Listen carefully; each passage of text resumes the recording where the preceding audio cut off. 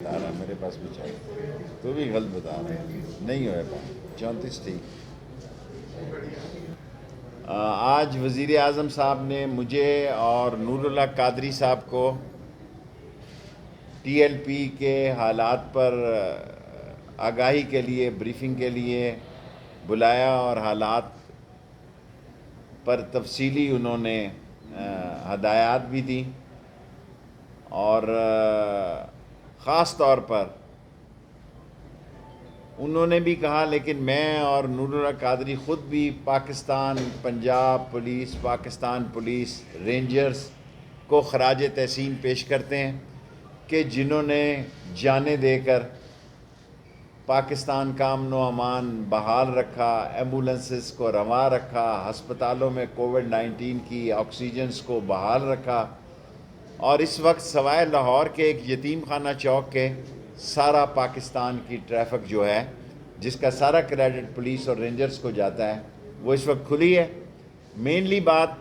میں شارٹ بات جو ہے کہ جو پروکرپشن ہے اس کے تحت سگنیچر جو ہے منسٹرز کے ہو گئے ہیں، ابھی لاء منسٹر اور ہمارے سیکٹری بیٹھے ہوئے ہیں تاکہ نوٹیفیکیشن جاری ہو جائے ٹی ایل پی پر جو پر پابندی لگانے کا۔ لیکن اس کے بعد ہم کل آرٹیکل 172 آف دی کانسٹیٹیوشن کے ساتھ read with 112 of the election act 217 اور we are pursuing persons under section 11EE of the ATA 1997۔ اب ہم ڈیزولوشن کی طرف بھی جا رہے ہیں۔ ایک کام ہم نے کر دیا ہے پروکرپشن کا، آج نوٹیفیکیشن ابھی جاری ہو جائے گا اور پھر کل ہم اس ٹی ایل پی کو ڈیزولوشن کے لیے سپریم کورٹ میں ریفرنس داخل کرنے کے لیے کیبنٹ کو دوبارہ بھیجیں گے، کیونکہ یہ فوری طور پر ہمیں اکٹھا بھی بھیج سکتے تھے لیکن ہمارے اٹارنی جنرل صاحب اور فروغ نسیم نے یہ کہا کہ الگ الگ بھیجیں، کل وہ دوسری سمری بھی چلی جائے گی۔ اور حالات جو ہیں ہم نے پوری کوشش کی کہ بات چیت سے معاملات طے ہوں، بات چیت سے مسئلے حل ہو سکیں، لیکن ان کے ارادے جو تھے وہ بڑے ہی آپ یہ کہہ سکتے ہیں ارادے بڑے خوفناک تھے۔ وہ ہر صورت میں 20 تاریخ کو اپنے ایجنڈے سے پیچھے نہیں ہٹنا چاہتے تھے۔ 3 دفعہ وہ پہلے آ چکے ہیں، 3 دفعہ آئے یا 4 دفعہ آئے؟ 3 دفعہ۔ تو اب چوتھی دفعہ بھی وہ آنے پہ بضد تھے، اس لیے ہم نے یہ ساری کوششیں اور کاوشیں کی ہیں تاکہ ملک میں امن رہے اور ملک میں امن و امان کے لیے ہمارے پولیس کے نوجوانوں نے جانیں دی ہیں اور 580 پولیس والے زخمی ہیں، 30 گاڑیاں جو ہے وہ تباہ ہوئی ہیں اور مختلف پولیس والے زخمی ہیں۔ میں ان سب کو سلام پیش کرتا ہوں، شہداء کے گھر بھی جاؤں گا اور زخمیوں کے پاس بھی جاؤں گا۔ اور آخر میں کنکلوڈ کرنے سے پہلے، کیونکہ میرے 5 منٹ پورے ہو گئے ہیں، قادری صاحب اپنے خیالات۔ شکریہ جناب آپ سب کا۔ اور جس طرح شیخ صاحب نے آپ کو بتایا تحریک لبیک پاکستان کے ساتھ میں تو گزشتہ 2 سال سے مسلسل ان کو انگیج رکھا، میں بھی ان کے ساتھ مصروف رہا اور ہم کوشش کرتے رہے کہ وہ ایک مین سٹریم پولیٹیکل پارٹی کی طور پہ وہ اس سسٹم میں آئے اور سسٹم بھی ان کو اسی طرح ڈیل کرے۔ اور اس حوالے سے ہماری متعدد ریگولر میٹنگز ہوئی ہے اور جو بھی ان کے ساتھ رابطے ہو سکتے ہیں۔ گزشتہ 4 مہینے سے جب سے شیخ رشید صاحب نے وزیر داخلہ کا عہدہ سنبھالا ہے، آپ بھی سرپرستی کر رہے ہیں، میں بھی اس پہ لگا ہوں۔ اور موجودہ جو اسمبلی میں قرارداد کے حوالے سے ہم کبھی اپنی موقف سے یا جو کچھ ہم نے کہا ہے اس سے پیچھے نہیں ہٹے تھے۔ قرارداد کا متن کیا ہوگا، ڈرافٹ کیا ہوگا، اس پہ حکومت ایک ایسی ڈرافٹ کی تجویز دے رہی تھی جو کہ اس کے سفارتی مضرات اور بد اثرات کم سے کم تر ہو، اس کی ریپرکشن ملک کے لیے خطرناک نہ ہو، ہم کسی سفارتی محاذ پر اور عالمی محاذ پر کوئی دوسری ایک کرائسس میں نہ پڑ جائیں۔ اس حوالے سے ہم ان سے بات کر رہے تھے، وہ ایک اپنا ڈرافٹ جو ہے یا متن اس کو پروپوز کر رہے تھے، اور مین وائل جب ہماری اور ان کی مذاکرات جاری تھی تو بہت سارے باخبر ذرائع باوثوق ذرائع سے پتہ چلا کہ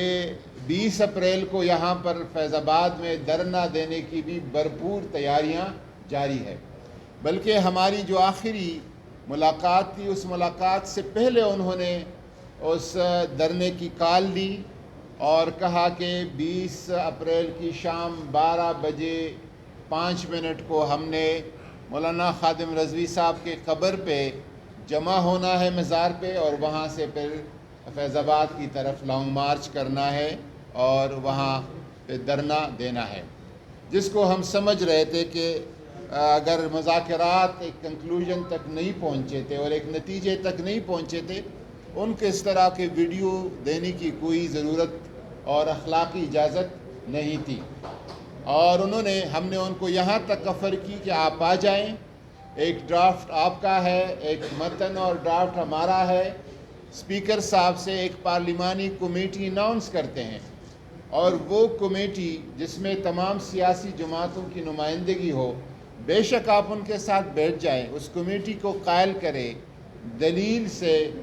اور معقولیت کے ساتھ،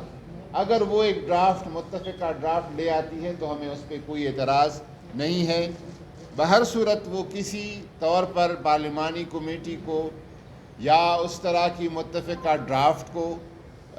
لانے پہ تیار نہیں تھے، اور وہ بضد تھے کہ ہم جو کچھ کہتے ہیں اسی کو مانا جائے اور اسی کو پارلیمنٹ سے منظور کیا جائے۔ تو آخر حکومتوں کا کام، ریاستوں کا کام منت سے کسی طرح ان کو سمجھایا جا سکے، منایا جا سکے، جو کہ ہماری اس ساری کوشش ہی کامیاب ہوگی۔ اور جب اس کی گرفتاری ہوئی تو گرفتاری تو بہت ساری سیاسی لیڈروں کی بھی ہوتی ہے، مذہبی رہنمائی کی بھی ہوتی ہے، کاروباری شخصیات کی بھی، لیکن جس طرح رد عمل دیا گیا وہ کسی صورت نہ اس کو شریک کہا جا سکتا ہے، نہ اخلاقی کہا جا سکتا ہے، نہ دینی کہا جا سکتا ہے۔ الحمدللہ ہم سمجھتے ہیں کہ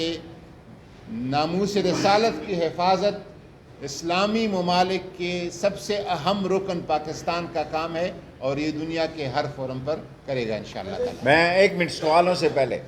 عمران خان صاحب نے دیکھیں، ایک تو میں نے آج بات واضح کر دی ہے کہ سب کے سامنے کہ پراسکرپشن کا نوٹیفیکیشن ابھی جاری ہو جائے گا، وزراء نے کیبنٹ نے اپروو کر دیا ہے کہ ٹی ایل پی کو بین کیا جائے۔ اب ڈیزولوشن کے لیے کل جو ہے آرٹیکل 17(2) کے تحت constitution with 212 of the election act 217، یہ کل کیبنٹ میں دوسری سمری بھی جائے گی،